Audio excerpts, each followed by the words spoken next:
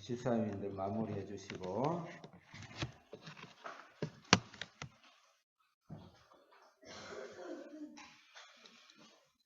정리를 하겠습니다. 제가 말씀을 할렐루야. 집사님 잘 지내셨어요? 자고 난 모습이 더 예쁘시네. 자, 거기 오늘은 서원 여자 또 조금 부담되지만 여자의 소원이 아니고 서원에 대한 말씀인데, 항상 우리는 말씀을 읽을 때 당연히 하나님의 말씀이기 때문에 너무 무조건적으로 내내 하듯이 받는 것은 좋은 자세인데, 말씀을 받을 때는 왜 이 말씀을 주셨는가, why를 자꾸 질문을 해야 돼요. 왜 우리는 하나님께 why를 질문할 자격이 있어요. 왜 그러냐면 하나님은 우리를 인격으로 낳으셨고, 하나님은 가장 즐거워하는 것이 자녀와 대화가 될 때를 가장 즐거워해요. 부모들도 자녀하고 대화할 때가 제일 즐겁고, 대화가 서로 될 때 제일 기쁘고 즐겁고 보람이 있는 거예요. 하나님도 우리를 동일하게 인격으로 만드셨기 때문에 마치 종놈처럼 데려다 놓고 우리가 무조건 맹종하는 거, 그거는 2차적인 것이고, 중요한 건 하나님과 대화하기를 바라는 거예요. 그래서 항상 why를 물어봐야 된다. 왜 길게 이야기했냐면, 왜 앞에는 제사 이야기와 절기마다 제사를 아침에 저녁에 2번씩 해야 돼요. 또 주일에 또 해야 돼요. 또 월 초에 해야 돼요. 절기마다 일주일씩 하나님께 제사를 예배 드려야 돼요. 그 말은 무엇이냐면, 우리 한비전이나 우리 주사랑계 모든 성도들은 이 세상의 모든 삶의 방법과 목적은 하나님을 예배하는 것이 삶의 목적이에요. 그 예배를 잘하게 해서 공부도 잘해야 되고, 돈도 잘 벌어야 되고, 직장도 잘 가져야 되고, 부부간의 일과 또 가정의 일과 자녀들 잘 키워야 된다. 모든 목적은 하나님을 예배하는 것이 인생의 목적이라는 것을, 요새 아침 저녁으로 예배드리고, 우리 한비전은 너무 잘하지만 아침 저녁으로 예배를 다 와야 되고, 또 주일마다 해야 되고, 월초마다 해야 되고, 일주일에 그 절기마다 또 막 예배드리고 이러면 아마 교인들이 교회 아마 안 갈 거예요. 오늘날 교회가 얼마나 많이 우리 예배가 많이 멀어져 있는가를 상징적으로 보여주는데, 그 말씀하고 나서 왜 이게 여자의 서원 이야기를 바로 냈을까?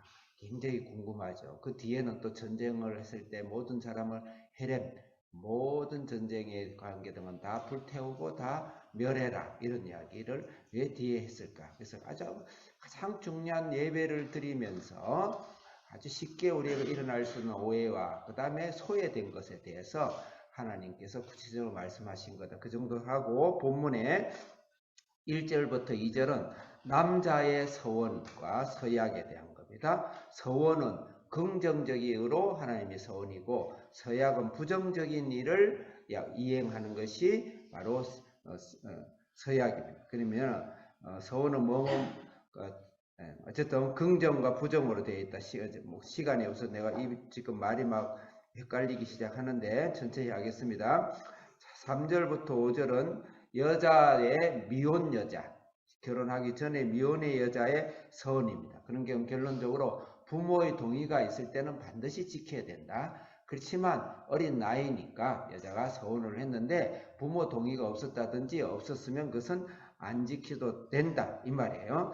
6절부터 8절은 결혼한 여자는 남편의 동의가 있으면 그 여자가 개인적으로 지켜야 되지만, 결혼한 여자가 남편의 동의가 없는 경우에는 안 지켜도 된다, 그 말이에요. 그 다음에 9절부터 16절까지는 결혼하고 그 이후에 혼자가 된 여인 과부와 이혼한 여자죠. 이런 경우는 본인이 반드시 책임을 져야 된다.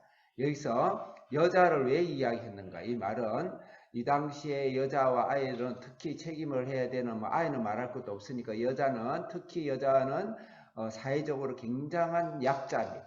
굉장히 약자이기 때문에 오히려 이 여자를 보호하기 위해서 이런 제도를 만든 거예요. 요새 페미니즘처럼 이렇게 해석하면 안 돼요. 성경은 성경이에요. 자기가 약속을 지켜놨는데 약속을 하려는데 지킬 수 없는 상황이 너무너무 100가지는 있단 말이에요. 그렇기 때문에 그것을 보호하기 위해서 안 지켜도 된다. 그런 경우는 그런 이야기를 한 거예요. 그 다음에 남편이 대신 지켜라, 그 말인 겁니다. 여자를 보호하기, 약자를 보호하기 하는 것이지 약자를 어렵게 하는 제도가 아니라는 것이. 하나님은 어마어마한 하는 예배와 하나님 앞에 나아가지만 특히 약자에 대해서 또 그렇게 할 수 없는 거에 대해서 하나님이 용서하시고 기다리시고 보호하시고 그렇게 합니다. 여러분 아직까지 결혼 전이니까 약자들이죠. 그러니까 하나님 여러분을 보호하시고 또 우리는 다 하나님 앞에 영원한 미혼 여자 같은 그런 지금 성경에서 다루는 책임을 질 수 없는, 책임을 질래야 질 수 없는 그런 또